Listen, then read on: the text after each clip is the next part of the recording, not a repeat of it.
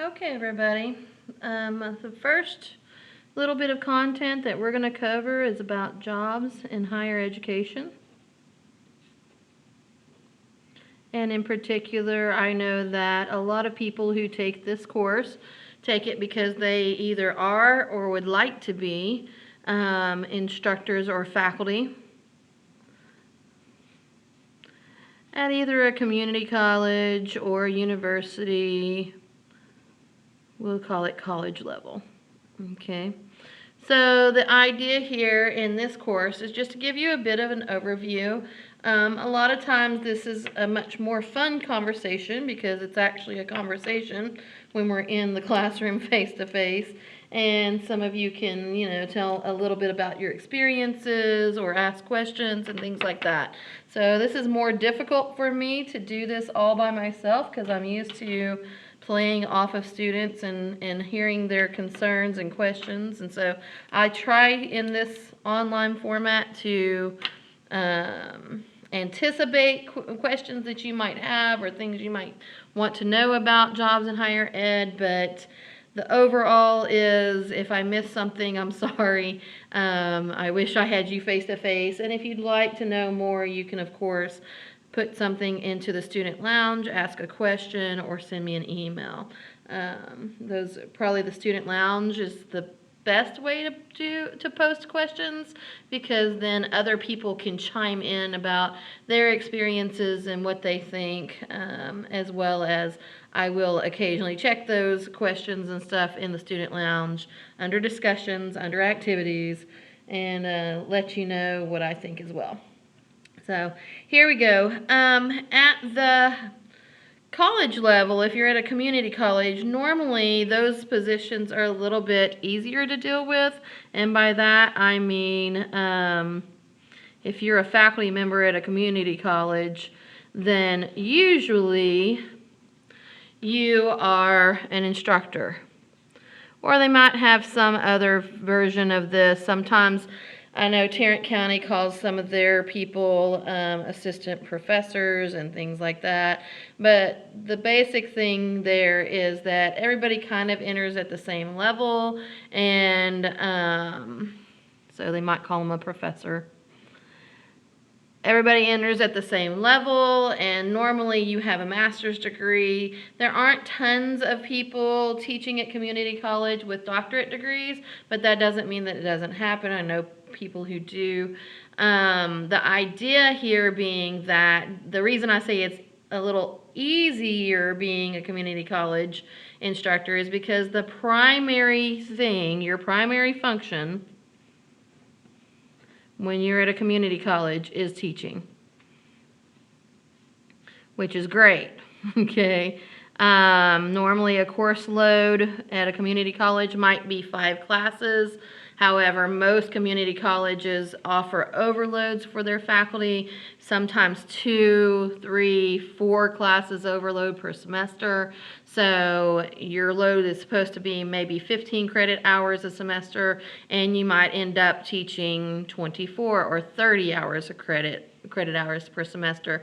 As you can imagine, that becomes very hectic, trying to keep up with all the students and all the different courses. A lot of times the way they do the overload for that is assigning online courses, and often those courses, once you've got them loaded and videos made or whatever you're going to do for the content, those will kind of run themselves. You'll have to still worry about testing and things like that and answering emails, but it's not as tough after you've done it once to get all that stuff online.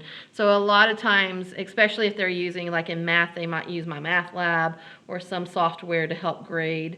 So a lot of times you'll see community college teachers that are just really teaching a lot of classes, okay? The other thing that you will see at a community college, the other function, is service. So service activities. You might, sponsor an organization. The name is escaping me right now. I want to say Phi Theta Kappa. I think that's the one that's the honors honors association for community colleges, but I can't quite, I think it's Phi Theta Kappa. Anyway, you have service activities. Maybe you need to show up for the orientation days. Maybe everybody has to show up, all hands on deck, whenever it's registration day. Just things like that. You have to do some service. So be ready to be a good community member. If everybody chips in, there's that old saying, many hands makes the light load, right? And makes the load light. So if everybody chips in and does a little bit of service here and there without being overwhelmed by the service, and works on committees and this and that, maybe you're on the safety committee or whatever, then that is often the two main things that an instructor does. A lot of community colleges and universities, say up north, where there are unions for teachers and things like that, they might limit and say, if you're a faculty member, you only teach. Whereas sometimes in a little bit more around here, you might be half teacher, half administration or something like that. But a lot of times, if you're a union location, then only faculty can teach and only administrators can be administrators. So you can't be a mix in a lot of locations. But in Texas, we don't have that restriction, and so sometimes there might be some administrative duties, but those are not the norm for a faculty member at a community college. Okay, so primary is teaching. What you'll see, the secondary is service. What you'll see though at a community college is normally 90-ish% of your job is teaching, and you only do maybe 10% service. So you'll notice that I don't say in here for community colleges research, which is what this class is all about, is research techniques for higher ed, for STEM and education, right? So you're probably not going to be doing a lot of research if you're in a community college, and that kind of simplifies things a little bit. Sometimes they do. For instance, I have a lot of colleagues who write grants for their community college, and the primary reason for that is because they realize that at a state school in particular, your budget sometimes is limited, right? So if you want extra money to work on a certain project or do a certain thing, then you may have to write a grant in order to get that kind of money. So just be aware of that. But normally research is not a required component at a community college, okay? So there's that. For a university, it gets a little bit more complicated. So most universities will have different kinds of faculty. So for instance, at A&M Commerce, we have tenure track faculty. And these are the ones who come in, and you'll see them. There'll be an assistant professor to begin with, and they're going through their tenure process, which I'll talk about that in a second. But then after they get their tenure, they go to associate professor. Sometimes an instructor or a professor may come in at the associate level. That means that they probably had tenure somewhere else and then they transferred it in, so they might come in at the associate level. But the beginning, the opening, entry level, so to speak, position in a tenure track position is assistant professor. And I'll explain this process and the tenure process in a second. And then the last one would be full professor. So normally, at least in the A&M system, there's about a 5 to 7 year period in here. So normally you would be an assistant professor for 6 years before you got through your tenure process.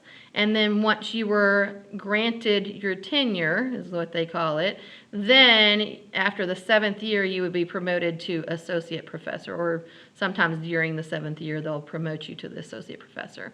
And then if you continue to do good stuff and continue to turn out papers or whatever, then after 5 years you would be able to apply to be a full professor. All right, so what's involved with this, the tenure track? Hang on, let me go through the rest of these positions, I'm sorry. And then there are non-tenure track positions. Okay. And this actually is kind of complicated. There's lots of different rankings underneath here, and depending on your school, they might be called different things. At A&M Commerce, for instance, we have instructors, but some departments call them lecturers.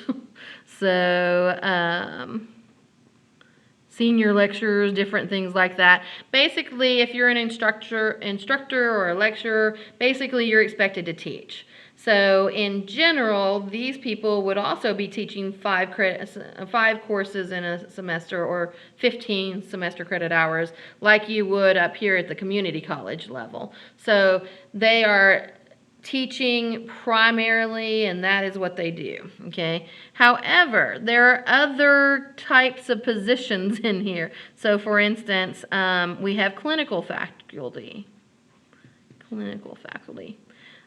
These might be, you might know some of these if you're an education person. These might be people who go out to the public schools and act as liaisons or coordinators for our student teachers in the public schools. They might be people who are working in psychology, and they work in the clinic doing what you might consider like social work type things, or they might be in social work. So there's different people who do clinical faculty, who are clinical faculty. And what happens is, instead of teaching 5 courses like an instructor would, maybe they teach 3 or 4 courses, and then part of their workload is to go out and do these extra things. So some form of activity. And then at A&M Commerce, well, at the A&M system, we have something that's called professional faculty. Okay, and normally these people are people who give a little extra something to the university. Maybe they're not completely teachers. For instance, my position is a professional faculty position, and they normally have doctorate degrees and yet do other things. So for instance, in my position, I teach half-time and I'm an administrator half-time because I run our Math Skills Center. So they might have other job duties, but the idea behind the clinical faculty and the professional faculty is that they're not working, teaching as much of a load, but their workload includes other items that are probably more administrative duties. Okay. And then, of course, we have administrators at the university level as well. So we've got all that. What I would say is primary duties are still teaching. However, depending on what track you're in, for instance, if you're a tenure track faculty at A&M Commerce, you only teach 4 courses, and that is your entire teaching load. However, your first year here, while you're starting through the tenure track, you might have a 2-course release or a 1-course release, and what that means is you may only be teaching 2 or 3 courses instead of the 4 courses a semester. So that allows them time to do other things like research, and that's what we're going to talk about. So primary teaching duties are teaching, but whereas at the community college I said that was probably 90% or more of their job, here it's probably considered about 80% of their job, okay? So we still have service, committees, and working on scholarship committees and things like that. And again, it's still probably worth about 10% of their position. However, we have this lovely thing, the acronym is SCAR for it. That's the acronym I was always taught. And what it means is scholarship, creative activity, and research. All right, so there's lots of stuff that can go into these topics. For instance, you might get credit if you're an instructor and you're still working on your doctorate degree or something, for scholarly things, for giving presentations at conferences. That's considered scholarly work. So those things are often included in this research topic. Creative activity, the reason we call it that is, for instance, if you're an art faculty member and say that your final project that you put together for your tenure position is an art gallery showing. Maybe you have created, I don't know, 20 pieces of art that you want to put on display. They could be sculptures or whatever. So the creative activity is these things that you have produced, and then you would display them in some way normally, and that would get you credit for having done research if you were, say, an art faculty member. Now, of course, most of us are not art faculty members. We're mostly looking at STEM and education in this class. So what we would probably be looking at is research, and those are the things that this course is going to focus on. So for research, those could be publishing papers. And normally those would go into peer-reviewed articles, peer-reviewed journals, okay, so publishing papers. And then grant writing activities, yay. Okay, and this is where I have managed to excel, is in the grant writing activities. So whenever you look at that and you see, oh, there's research involved as a university faculty member, in particular, this is a required component for tenure track faculty. So if you're an instructor and you're teaching 5 courses a semester, they probably don't expect you to publish papers, right? Because you don't have time because you're teaching 5 courses. However, if you're a tenure track faculty and you're trying to get tenure, and we'll talk about, so what does that tenure mean, just a second. Okay, but you're trying to get tenure, then you are going to be required to do some kind of publishing papers and or grant writing activities. Okay, so what does that mean to get tenure? Okay, and you can go take an education class and see more about this if you're interested. But basically what tenure means is once you have gone through this 7-year process where every year you're expected to do teaching, service, and scholarship, and at set increments, maybe it's 3 years and then 5 years, you have to turn stuff in to prove that you're being productive. At the end of the 6th year, your peers who are also tenured will vote on you, okay? And they will say, hey, look at this person. They haven't done any publishing papers or grant writing. They really stink. Because you know that you were required to do that. It's probably 10% of your workload, right? If this is 80 and this is 10, then this is probably 10. So you were expected to do these things and you haven't done them. Then at the end of 3 years, 5 years, or certainly 6 years, they will say, no, you haven't done what you were supposed to do. However, if you do what you were supposed to do, and you were collegial with your fellow faculty members and your department head and your dean, and you were able to be positive with the students and get good teacher evaluations and do some service in there, then at the end of that 6th year, they will vote on you, and hopefully they will say, yes, you get your tenure. And if that is true, then it's basically job security.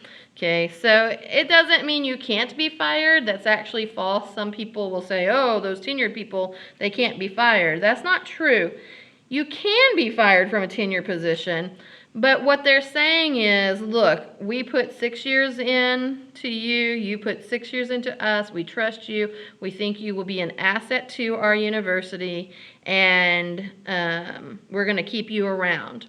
So the ways you can be fired would be significant.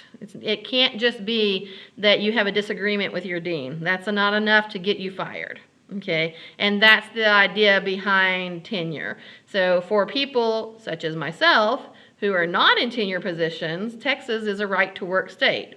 What that means is I have the right to work. They do not have to continue my employment, okay? So it's not a union, it's nothing like that. So in Texas, now this is not true up north if you have unions, but in Texas, I don't have tenure, so basically if I got in crosswise with the wrong people at the wrong time, they could possibly get rid of me just because they don't like me and I'm not playing politics with them well enough or whatever. So it is possible for you to lose a job because you basically normally sign a 1-year contract. So at the end of a year or 2 or 3, if you make enough people angry with you, or you're doing enough bad things, or you're making enough students irritated and not playing well with others, not being collegial, not doing any service, there are things that you can do where they'll say, look, Dr. Webster, we're just not going to renew you, and you're gone, okay? But for tenured people, that's not enough for them to get fired, okay? So, or not renewed.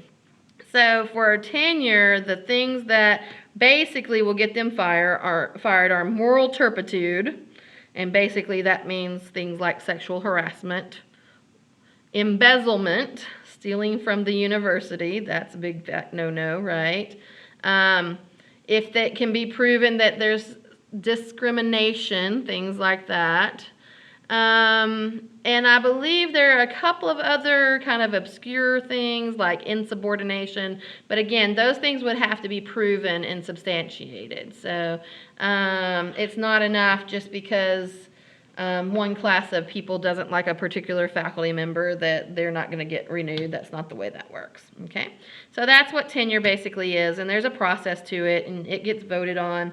It goes through, at our school, it goes through the department, through the college level, the department head has to vote on it, the faculty have to vote on it, the dean has to vote on it, and then there's a committee at the college level that has to vote on it. And then the provost has to approve it, and the president has to approve it, and then the Board of Regents has to approve it. Now, the Board of Regents is normally just a rubber stamp, but it is possible that you could go through, say, the department and get approval, but the dean says no. So people do get through certain stages and not get tenured. All right, so that's the idea behind tenure. And that's what's going on there.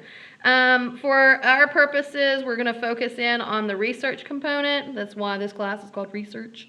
And we're going to look at publishing papers and grant writing in particular. So I will close this out. I think that's all I had for jobs at the university level. I'm looking for my notes. I'm sorry. Sometimes I just get to talking off the top of my head and then I forget to look at my notes. Okay, yes, that's all I had for jobs at the higher ed. So I will close this out and then we'll come back with another video about particular job assignments and things you need to do in this course so that I can kind of flesh that out a little bit, and that will be it. Thanks.